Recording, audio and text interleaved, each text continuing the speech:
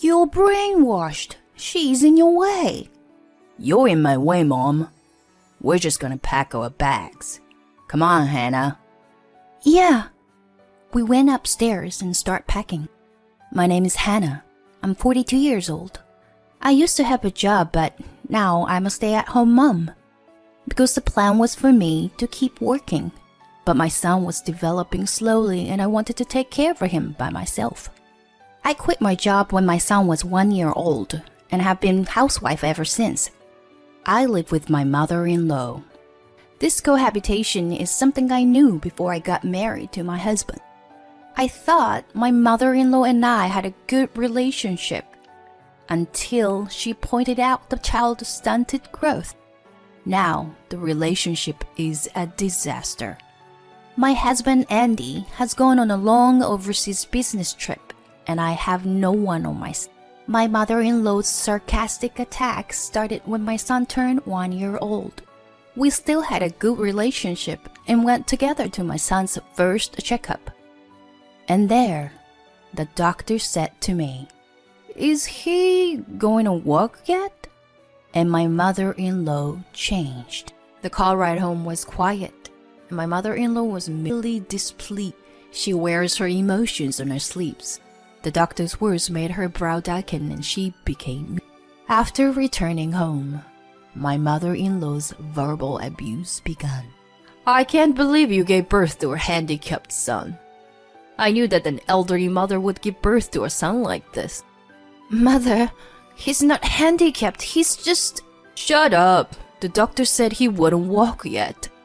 They did say that, but babies develop in all different ways. My mother said I was a slow walker too, and I started walking at 18 months old. Every baby is unique. My mother-in-law stares at me. That's what mothers of handicapped children often say. Disability is a personality? Are you kidding me? You know how embarrassing this is to me. I resent my mother-in-law's comment. Children are parents' treasure. No one has a child with a disability from choice. They have many conflicts and suffered from many hardships. Even so, when a child showed you a different side from yesterday, you'd be happy for the growth of the child. Your comment is an insult to those who are doing their best to raise their children. My mother-in-law snickered.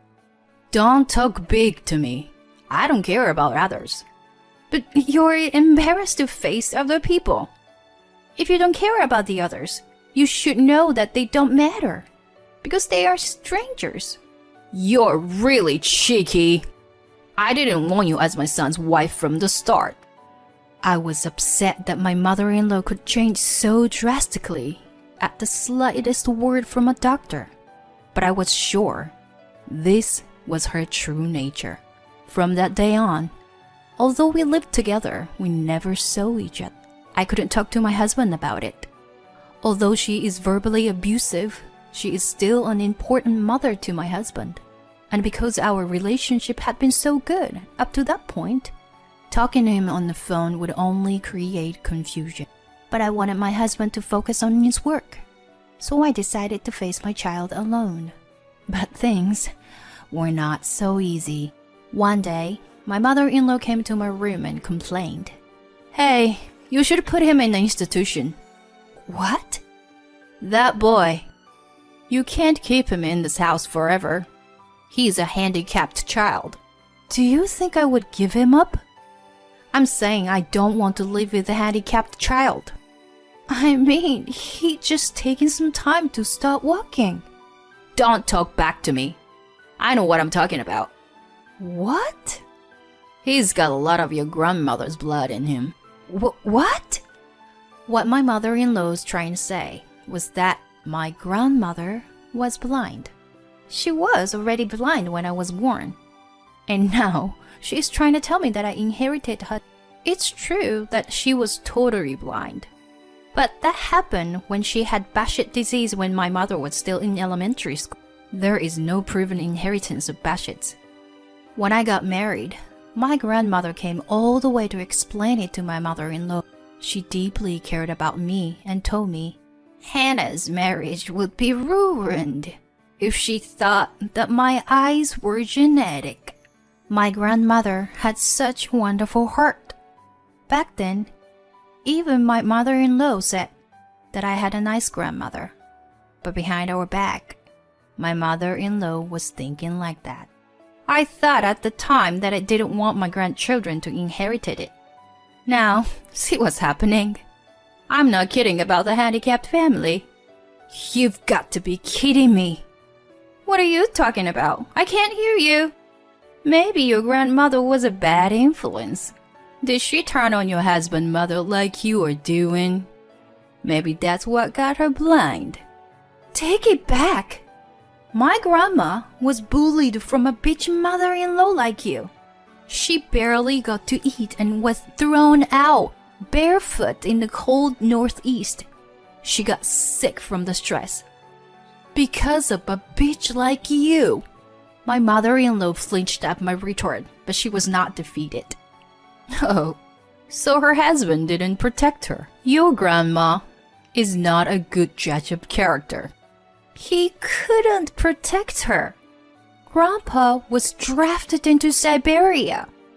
When he returned home safely, he left his parents' house as soon as he found out the truth. But he couldn't make it in time. He regretted it until the day he died. He tried his best to take care of my grandma. Don't you dare disrespect my grandparents, you old hat. They are so pathetic. You are the pathetic one. Now I know why your husband divorced you. You're more pathetic than my grandma because your husband is still alive and well. You are the one who got dumped because of your arrogance. Shut up. I won't accept a handicapped child anyway. My mother-in-law went downstairs, her footsteps thumping. I couldn't stay here any longer. I quickly called my parents' house and briefly explained the situation. Then I packed my bags and I put on my shoes at the front door. Oh, you were leaving? Thanks to you, I learned a lot about my mother-in-law's true nature. Please, take it easy on yourself. Oh, now you are alone again. Your husband is gone, your son is gone. Your daughter-in-law will also leave you. Good luck. My mother-in-law, perhaps offended by my comment, was about to follow me out to the but I closed the door as hard as I could and left. When I arrived at the nearby cafe, my parents had already arrived. My parents had only one thing to say. Each child grows up differently. They welcomed me. Later that night, I received a call from my husband. My mom called me. She was very angry. Oh, yes. What happened? She's making a big deal about our child having a disability. I'm sorry to bother you at work. Never mind. You know, about 2 weeks ago, there was a 1-year-old checkup. I went with your mother and the doctor told me that our son doesn't walk yet. When she heard that, she told me that he was handicapped because of my grandma's genetic disorder. I couldn't hold back my tears. I'm sorry I couldn't be there for you. It's okay. I'm sorry about your grandma too. I'm sorry my mother said such horrible things about her. Yeah, but I was angry too. I called her a bitch. Yeah, well said, she's a bitch. Not all kids grow up the same. Yeah, I agree. I think that's true. Let's just take our time to see how our child grows up. Anyway, I'm gonna head back out there in a few days. Just stay safe until I get back. My husband had the same opinion. That alone made me feel much better. I agreed with him and stayed away from my mother-in-law's house until he returned home. A week later, he came back temporarily. My husband directly came to my parents' house. Have you been okay since then? Has she done anything to you? No, I haven't gone back there. I haven't heard from her. Well, that's good. I'm gonna go back to talk to my mom about moving out. I'll go with you. Oh, you sure you okay with that? Yeah. I've got some stuff I want to bring home. And my mom can take care of her son. We headed to my in-laws' house together. When we arrived there, I found not only my mother-in-law, but also my sister-in-law. My mother-in-law was smiling at my husband, but her face towards me was so cold as ever. Welcome home. Can you stay a little longer this time? Why is my sister here too? Because we need to talk about the divorce. We need to talk about it as a family. No, I'm just packing my stuff. I just came to tell you that I'm leaving. What? You're going to choose a crippled child over me? I'm your mother. Yeah, I know. And I'm ashamed of you, having a low-level mother like you. You've been brainwashed. You're a real pain in the ass, Hannah. You are in my way, Mom. We're just gonna pack our bags. Come on, Hannah. Yeah. We went upstairs and started packing. Not longer after that, my mother-in-law came upstairs too. Let me help you. You know, I think I was out of line. I want to see my grandchild regularly, even if we have to live separately from now on. You should come to see me once in a while. What's got into her? She has suddenly become sweet. I stared at my mother-in-law, but my husband completely ignored her. He's quietly packing his bag. Hannah, you left your things in my room. It must be the ring your grandmother gave you. You lent it to me once. Take it with you. I'll help you pack. I left my room and headed for the stairs. My sister-in-law was right there in front. She was just going downstairs too. I was about to talk to her when she tripped on something and fell down the stairs. I rushed to the stairs as quickly as I could. What my sister-in-law tripped on was a transparent thread that had been intentionally set. I stepped over the transparent thread and ran to my sister-in-law. She fell on her face and was not moving. I left the scene and called an ambulance. Oh, Hannah, you screwed up. Did you fall down the stairs? My mother-in-law seems to be standing at the top of the stairs. Hannah? Are you okay? I heard my husband's voice. As you can see, I'm fine. But she's not. She fell down the stairs. Please call an ambulance. I ran back to my sister-in-law. I turned her onto her back. I was about to lay her down a little away from the stairs. Oh my God! Why did it happen to you? My mother-in-law screamed and tried to run down the stairs. Mother, no, the thread! She caught on the thread with such force that she went flying through the air and took a huge leap off the staircase. Andy, no! The transparent thread is still there. How did this happen? My mother-in-law was knocked to the floor with a mighty thump. Hannah, can you call an ambulance? I'll call the police.